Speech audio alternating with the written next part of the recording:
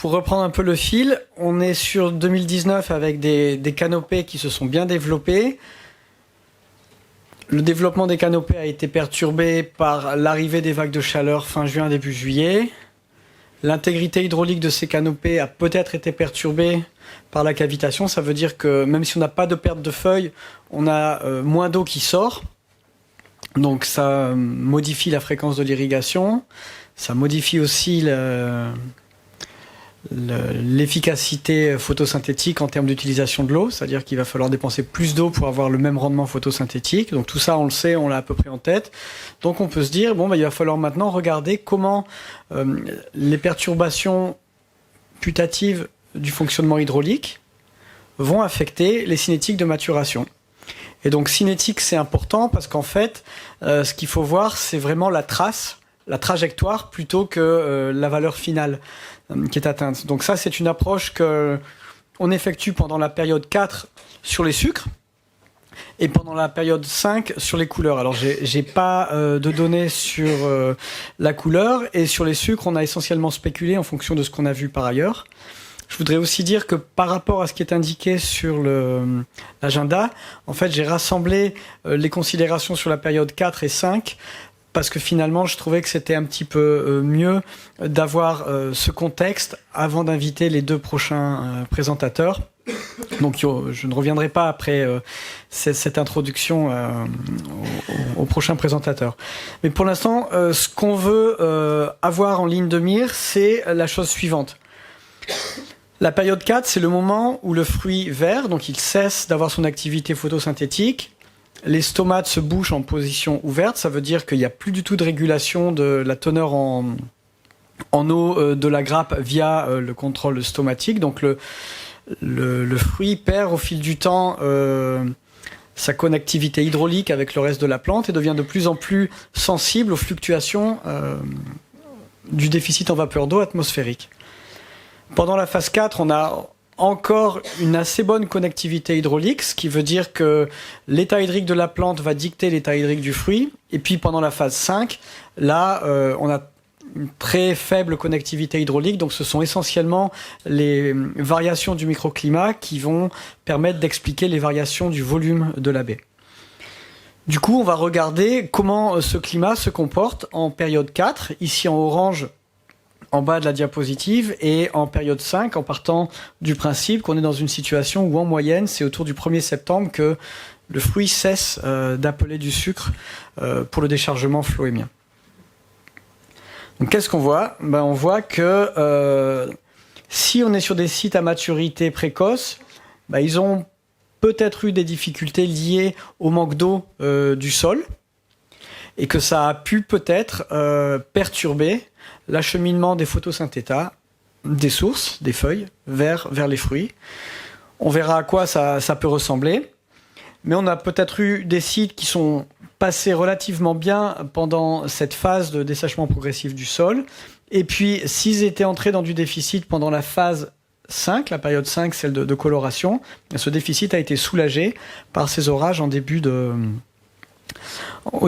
septembre. Donc, on a un scénario pas mal pour des sites qui ont pu arriver à la fin du chargement en sucre sans trop être perturbés par le déficit hydrique. Maintenant, regardons pas seulement ce qu'il y a au niveau du sol, mais ce qu'il y a au niveau de l'atmosphère. Là, la bonne et la mauvaise nouvelle, c'est que pendant la phase de chargement en sucre, on va avoir un effet un peu combiné du déficit en eau du sol qui est plus ou moins marqué, avec donc ici c'est plus apparent en Bouches-du-Rhône que dans le Var, mais quand même des pics de VPD qui peuvent provoquer des perturbations fortes pendant la phase de chargement en sucre. Donc à quoi ça va ressembler ? Ça va ressembler à des arrêts momentanés du chargement en sucre qui vont être couplés à des dessèchements. Donc on va voir la concentration en sucre qui va augmenter, mais pas de transport actif du sucre des feuilles vers le fruit. La bonne nouvelle, c'est que si les conditions du chargement en période 4 n'ont pas été affectées négativement, on a de belles conditions en période 5. Donc ça, c'est quand même pas toujours le cas dans les vignobles à climat méditerranéen. Par exemple, en Californie, c'est un peu l'inverse. On a en général un adoucissement des conditions de VPD pendant la phase 4, et puis brutalement un été indien où on a des valeurs de 4, 5, 6 qui causent une dégradation de la couleur, une susceptibilité accrue au dessèchement. Je le dis parce qu'en général, ce qu'on a en Californie, ça préfigure ce qu'on voit ici. Donc c'est une bonne idée de commencer à anticiper la qualité du fruit si, pendant cette période 5, on avait des VPD qui montaient au-delà de cette ligne rouge. Quelles seraient les méthodes de mitigation? Comment on travaillerait le sol? Faudrait-il brumiser au lieu d'irriguer? C'est toutes les questions que on pense sont pertinentes et d'actualité. Donc comment, dans un tel contexte, de moins en moins d'eau, mais un soulagement par des pluies début septembre, couplé avec des pics de VPD pendant la phase de chargement, mais pas pendant la phase de coloration. Et pour ça, on va avoir une approche en cinétique. Donc l'approche en cinétique, elle est simple. On sait que le volume de la baie augmente en double sigmoïde. On sait qu'on a des aplatissements ou des décrochements qui sont accentués selon ce qui s'est passé en période 3. Donc on a chaque année des profils qui sont un peu différents. Et ce que vous voyez ici en vert, c'est la période 4. C'est-à-dire que simultanément, pendant l'expansion de la cellule, on va aussi avoir une entrée active du sucre. De sorte que même si le volume augmente, la charge en sucre est proportionnellement plus importante. Et c'est pour ça qu'on observe une concentration qui augmente, malgré le fait que le volume augmente également. Donc ce qu'on va essayer de quantifier, c'est l'augmentation du volume de la baie, soit directement, quand on a l'outil, soit en prenant un proxy qui va être la masse de la baie et en faisant l'hypothèse que la masse de la baie est linéairement corrélée au volume, ce qui est une hypothèse qui est tout à fait acceptable au vu de la littérature. Une fois qu'on a le volume et si on a la concentration en sucre, on peut calculer combien il y a de sucre par baie. Et en fait, c'est cette quantité-là qu'on va tracer.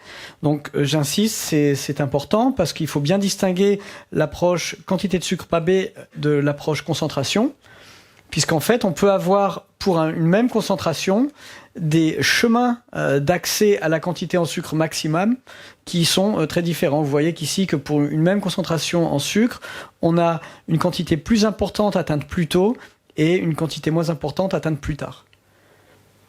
Donc c'est pour ça que j'ai dit au départ que tracer le moment d'apparition de cette phase de transition entre une charge active et une charge languissante, voire stoppée, c'est très important parce que ça marque en fait les performances du vignoble en réponse au stress physiologique précédent. Donc ici, on observe un petit peu le résultat de toute la discussion qu'on a eue avant la pause. Donc c'est ça que j'ai symbolisé ici. Moi, il me semble très important, si on veut tracer la résilience du vignoble au coup de chaleur, d'avoir un marqueur temporel de cette phase de transition. Est-ce qu'on atteint ce chargement actif en sucre? À quel moment on l'atteint? À quelle valeur on l'atteint?